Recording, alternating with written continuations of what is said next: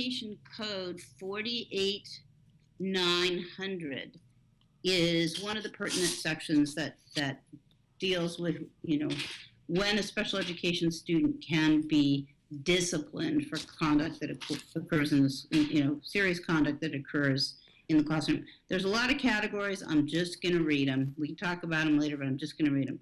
First one, cause or threaten to cause physical injury to another person. 2, use of force except if it's in self-defense. 3, possessing a knife or another dangerous instrumentality at school. 4, possess, use, furnish a controlled substance at school. 5, robbery or attempted robbery or extortion, which means you try to bribe somebody. Damage to school property, theft of school property, use of tobacco. I haven't seen too much on use of tobacco. Committing an obscene act, which is interesting because I have a client that takes off his clothes at school. It's one of his behavioral issues. Dealing drug paraphernalia at school. Disrupting school authorities or willfully defying school authorities. Receiving stolen property. Possession of an imitation firearm. In other words, a firearm that looks real even if it's fake, so you could, use it to intimidate people. Sexual assault. Witness intimidation.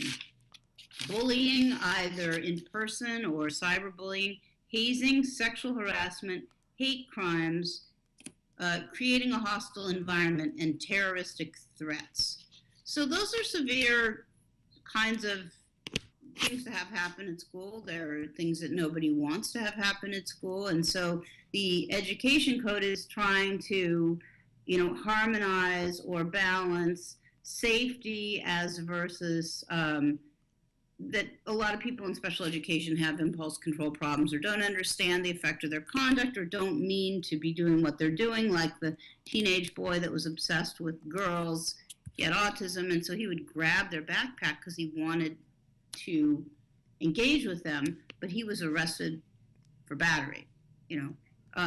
Clearly he had no criminal intent, but anyway.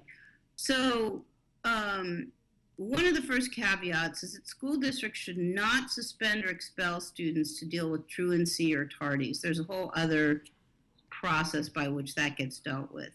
And the folks that wrote in asked about discretion. So the Education Code 48900, California Education Code, subsection small v, the superintendent may use alternative methods such as anger management as an alternative to suspension. So right there is, in most cases, discretion. Don't have to suspend. Suspension is appropriate only after other means of correction fail to bring about proper conduct. So there's an expectation that you would graduate, you would use progressive discipline rather than necessarily suspending in the first instance. Although for the first 5 that I named, the first 5 in the list, they can suspend for first offense on those if they need to, or if the person's presence causes a danger to persons or property or threatens to disrupt the educational process. So first of all, let's talk about what they're allowed to do as far as suspension in California. You're allowed to be suspended for no more than 10 days consecutively and no more than 20 days in a school year. If you get to that point, you're at your 10 days or your 20 days, it could be considered a change of placement, and so they have to do something about it.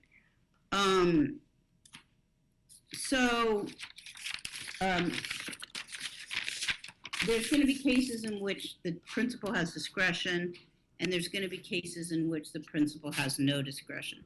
So there's discretion for physical injury, the possessing the knife, controlled substance, robbery, or assault. There's no discretion, and they have to immediately suspend and then expel for possessing a firearm, brandishing a knife, selling a controlled substance. So that's weird because I think I just said that there was discretion. So maybe not selling a controlled substance. Committing or attempting a sexual assault or possessing an explosive at school. So those are all things that are events that you can be expelled for immediately. However, for a special education student, there are IDEA protections, and you have to have implemented all of them. So the first one is, has a student been suspended for, up to 10 days consecutively? If so, that triggers an obligation to have what's called a manifestation determination. Also, teachers can impose 2-day suspensions, and the principal can impose a 5-day suspension. So that's why sometimes you will see the principal doing 5 and then another 5 to get to 10. Anyway, you're supposed to have a pre-suspension conference unless there's some kind of emergency that would prevent you from doing it. There's no requirement that they wait for you to get there. They can have this suspension conference with your child. They're supposed to notify you. They're supposed to give you written notice of the suspension, and then, if you're suspended for more than 10 days, it's a change of placement. So normally what they will do is suspend for the full 10 and schedule a manifestation determination. And Bonnie, what happens at a manifestation determination?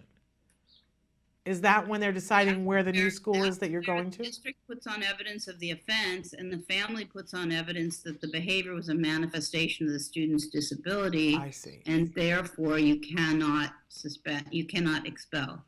So what they'll be looking at is, was the behavior caused by or have a substantial relationship to the disability, and was a result of a failure to implement the student's IEP, let's say his behavior plan or something wasn't being implemented properly. Okay, so it sounds like to me, if you're a parent and you're at that point, you want to make sure you have your I's dotted and your T's crossed, and maybe this is where you would want to get legal support?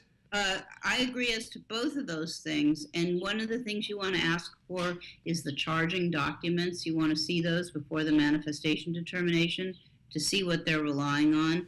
But usually what you're going to be showing is either 1 or 2 or 1 and 2, and so then they can't expel. So in other words, was the behavior caused by or have a substantial relationship to his disability? Well, in the case of the guy that was grabbing on the girls' backpacks, he had the disability of autism. He doesn't really understand social relationships in a very sophisticated way. He had a physical attraction to these girls. He just wanted them to pay attention to him. So I would say that would be 1. And then 2, you always look at the behavior support plan or the behavior goals, and if those aren't being implemented properly, or if the plan is no good, they also can't expel. So if they can't expel, then what has to happen is you are returned to your original placement, except in one situation that I'll talk about. And it may be a good time to do a behavior assessment or rework the behavior plan or get a psych assessment. You might need the psych assessment to provide expert testimony on why the behavior was a manifestation of the disability. However, I have done many manifestation determinations, and I've always been able to just, on my own, I mean, it's not rocket science, but come up with a plausible argument for why the behavior was a manifestation of the disability.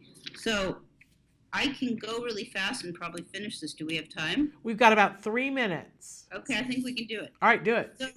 So one of the things you can do is you can file for due process on the grounds that the district didn't, properly implement the IEP or do a proper manifestation determination or should have dealt with the behavior earlier, blah, blah, blah. And if you file for due process, that operates as a stay put. They can't move you, except there is one instance in which they can move you to a 45-day interim alternative setting. That's what it's called. And that's if you use or possess a weapon at school, possess, use, or sell drugs at school, or inflict great bodily injury on another. Then they can move you out of your classroom for 45 days without it being a violation of IDEA. It's not considered a change of placement.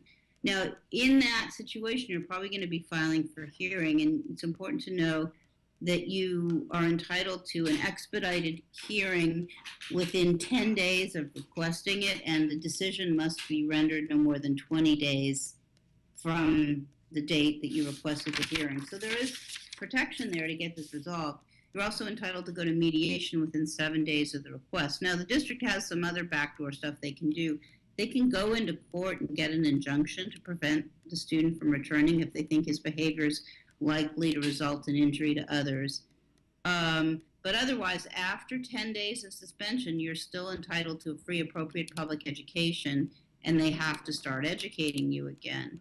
And then the other thing I wanted to say is that, principals or superintendents have the ability to stay expulsions and put you on probation, like school probation for a year. And if you have no errors at the end of the year, the probation is lifted and the expulsion is not implemented. Similarly, if you are expelled and you're put on probation, usually it's going to be the superintendent who has the choice of discretionary choice to readmit you or not.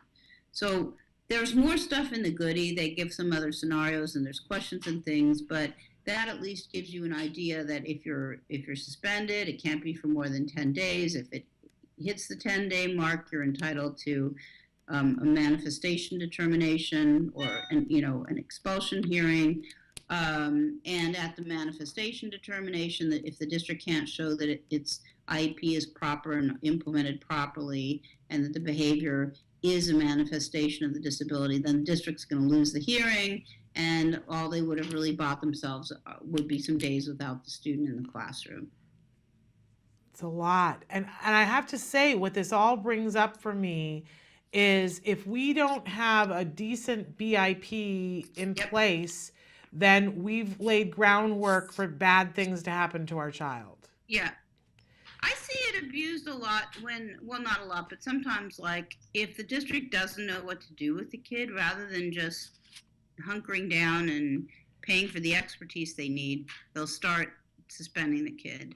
If you see a kid that's having multiple suspensions in a school year, that's a pretty good indication that something isn't working too well.